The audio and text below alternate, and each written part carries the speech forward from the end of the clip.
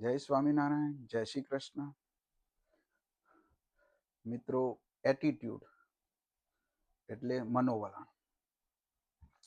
અમુક વાર આપણું એક તરફી મનોવલણ ઘણું નુકસાન કરતું હોય છે. કારણ કે મોટે ભાગે આપણે કેવું હોય ખબર છે કે આપણી નેગેટિવિટી બધા પ્રત્યે નફરત જ પેદા કરતી હોય છે.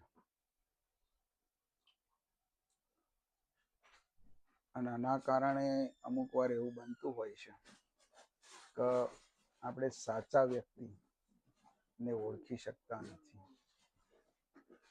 એટલે આ વસ્તુ પણ જીવનની અંદર જરૂરી છે કે સાચી વ્યક્તિને ઓળખવી.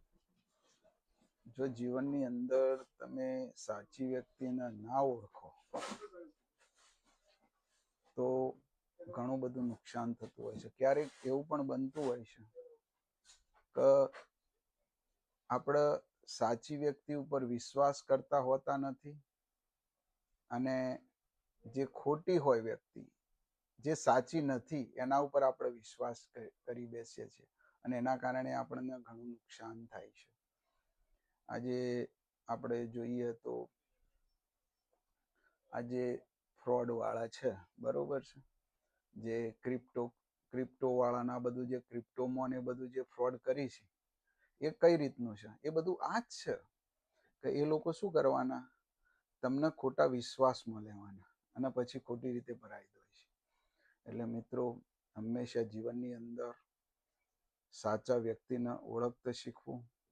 કારણ કે સાચો વ્યક્તિ હશે અને તમે એને પૂરેપૂરું ઓળખી લીધું હશે, હા કદાચ તમારે ઓળખવામાં ભૂલ થઈ છે તો પાછળથી દગો કર્યો હશે કોઈને, તો પછી પાછા કેટલાક મિત્રો કોમેન્ટમાં એવું લખશે કે ભાઈ મારો મિત્ર પહેલા તો સારો હતો પછી ખરાબ થઈ ગયો. ના, તો એ તમારી એને ઓળખવાની ભૂલ છે.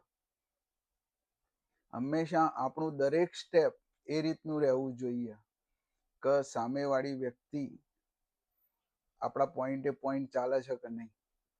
જો મિત્રો તમે જે વ્યક્તિને પકડ્યો હોય અને વ્યક્તિ સાચો જ છે અને તમને પૂરેપૂરો 100% વિશ્વાસ છે, બરોબર, તો એ તમારું ક્યારેય ખોટું થવાનું નથી.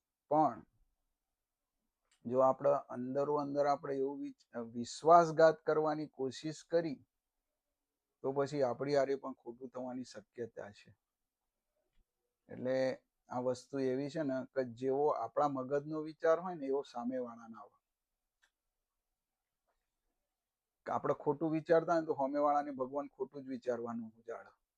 પણ જો આપણે સારું જ વિચારતા હોય ને, સારું અને સાચું, તો ક્યારેય એને એવો વિચાર આપવાનો જ નથી. કારણ કે એને ભગવાન એવો વિચાર આપવા જ ના દે. અને જો એ કદાચ એવું કરે તો એનું રિઝલ્ટ ભગવાન આપવા માટે તૈયાર હોય. મિત્રો, આ મારો વિડીયો ગમ્યો હોય તો શેર, લાઈક અને સબસ્ક્રાઈબ કરજો. બધાને ઘણા ભાવથી જય સ્વામિનારાયણ.